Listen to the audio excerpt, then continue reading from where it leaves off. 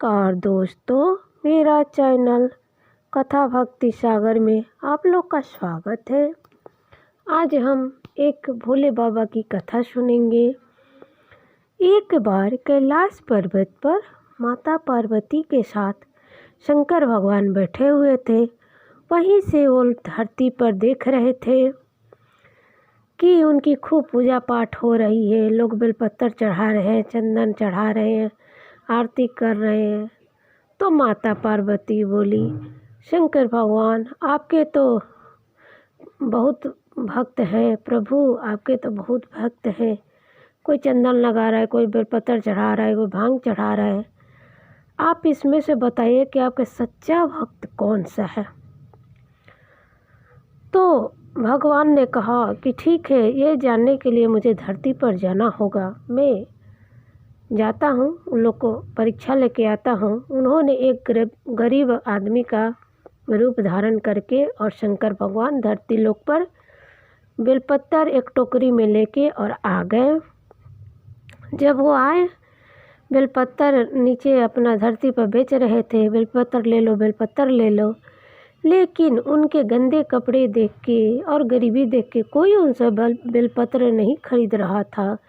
एक सेठ जी थे, उन्होंने अपनी पत्नी ने कहा कि हमें बेलपत्र ही तो चढ़ाना है, इसी से खरीद लेते हैं। लेकिन सेठानी जी बोली, नहीं, ये पता नहीं गरीब है, कैसा है, मैला कुचैला कपड़ा पहना है, कहाँ से बेलपत्र लाया होगा, ये हम भगवान को नहीं चढ़ाएंगे। अब गली गली शंकर भगवान बेलपत्र बेच रहे हैं, लेकिन उनसे कोई नहीं खरीद रहा है। कुछ समय के बाद हार थक के भगवान खुद अपने मंदिर, शंकर भगवान के मंदिर के सामने ही बैठ गए। बाहर चिल्ला रहे हैं, बेलपत्र ले लो, बेलपत्र, लेकिन कोई नहीं ले रहा है। वहाँ एक दुकानदार था, उसने कहा, अरे यहाँ पर मत बैठो, मेरा भी सामान नहीं बिकेगा, तुम यहाँ से चले जाओ कहीं और। लेकिन शंकर भगवान वहीं बैठे रहे और कोई बेलपत्र नहीं खरीदा। फिर लास्ट में एक किसान उधर से जा रहा था, उसने कहा, भैया मुझे कुछ बेलपत्र दे दो। तब भगवान ने कहा कि सभी लोग तो यहाँ से गुजर रहे हैं, लेकिन किसी ने मेरे से बेलपत्र नहीं खरीदा। आप क्यों खरीद रहे हैं मुझसे बेलपत्र? सब लोग उस दुकान से, महंगे साफ़ सुथरे दुकान से ले रहे हैं। तब वो किसान बोला, मैं काफ़ी समय से आपको देख रहा हूँ, आप चिल्ला रहे हैं बेलपत्र ले लो, लेकिन कोई आपका बेलपत्र नहीं खरीद रहा है। आप मुझे बेलपत्र दे दो, क्योंकि आज मेरी पत्नी व्रत की है, लेकिन वो मंदिर नहीं जा सकती, घर ही में पूजा करेगी। तो भगवान ने पूछा, ऐसा क्यों, वो घर ही पर पूजा करेगी? तो मेरी पत्नी गर्भ से है, उसको बच्चा होने वाला है, इसलिए मैंने कहा तुम घर ही में पूजा कर लो। लेकिन मेरे पास 7 रुपया ही है, 10 रुपया का मैंने भगवान को भोग चढ़ाने के लिए पेड़ा ले लिया है, और 7 रुपया ही है, 7 रुपया का आप मुझे बेलपत्र दे दो।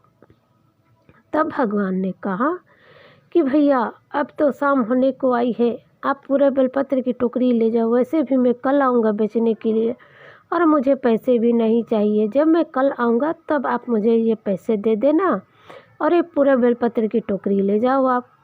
किसान खुश हो गया और लेके चला गया। घर गया तो उसने सारी बात अपनी पत्नी से बताई, और बेलपत्र की टोकरी देके कहा कि लो पूजा कर लो। उसकी पत्नी भी खुश हो गई ढेर सारे बेलपत्र देख के, क्योंकि वो भोले बाबा की बहुत बड़ी भक्त थी।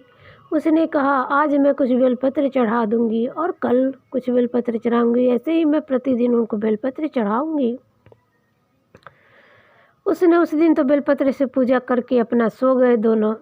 जब रात हुई और सुबह हुई, सुबह जब उठे रात होने के बाद, तो जब उनकी पत्नी जा रही है नहा धोआ के पूजा करने के लिए, सोचा बेलपत्र आज भी चढ़ा दे। तो पूरा टोकरी बेलपत्र सोने का हो गया था।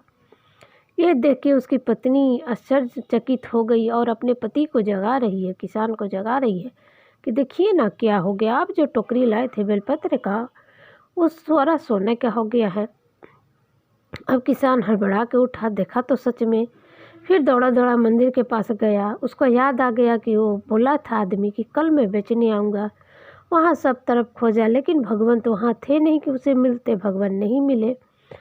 तब हार थक के घर आ गया, और उस दिन वैसे ही उदास ही रहा। रात को जब सोया तो सपने भगवान आए और बोले कि मैं ही आया था, तुम्हारे भक्ति से मैं बहुत प्रसन्न हूँ। उसको मैंने जो पलपत्र सोने का हो गया है वो प्रसाद के रूप में तुम लोग को दिया है ताकि तुम्हारी गरीबी दूर हो जाए।